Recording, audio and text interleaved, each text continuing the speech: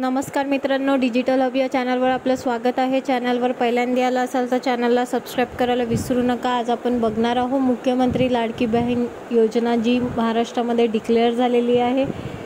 त्यानंतर या योजनेत आता मोठे बदलसुद्धा झालेले आहेत, तर ते बदल आपण जाणून घेणार आहोत आणि अशीच सर्व माहिती या योजनेकरता मिळवण्याकरिता कसं काय फॉर्म भरायचं आहे हे सगळं माहीत करून करण्यासाठी आपल्या चॅनलला सबस्क्राईब करायला विसरू नका। तर आतापर्यंत जन्मदाखला किंवा डोमासेल हे या अटी ठेवल्या होत्या, पण आता तुम्ही डोमासेलच्या ऐवजी राशन कार्ड किंवा मतदान कार्ड किंवा शाळा सोडल्याचं प्रमाणपत्र हे देऊ शकता। आणि 15 तारीख आखरी होती, पण आता 31 ऑगस्टपर्यंतची मुदतवाढ झालेली आहे।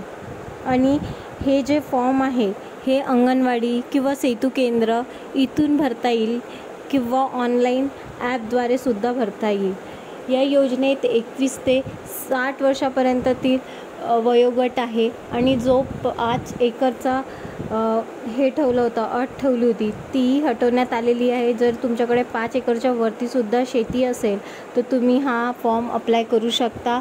आणि निराधारवाले व्यक्ती हा फॉर्म जे राज्य आणि केंद्रीय सरकारकडून 1500 रुपयाच्या वरती पैसे मिळत असेल ते हे फॉर्म नाही भरू शकत।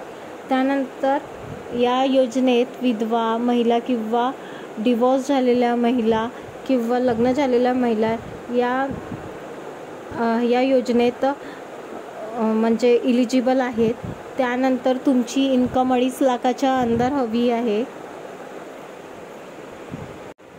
तर यात लागणारे डॉक्युमेंट आहे राशन कार्ड, बँक खाता, मोबाईल नंबर, आवेदन फॉर्म, TC, आधार कार्ड आणि इन्कम सर्टिफिकेट। आणि जर फॉर्म कसा भरायचा आहे हे सगळं माहिती करून घ्यायचं असेल तर चॅनलला सबस्क्राईब करा असं महत्त्वपूर्ण व्हिडिओ बघण्याकरिता।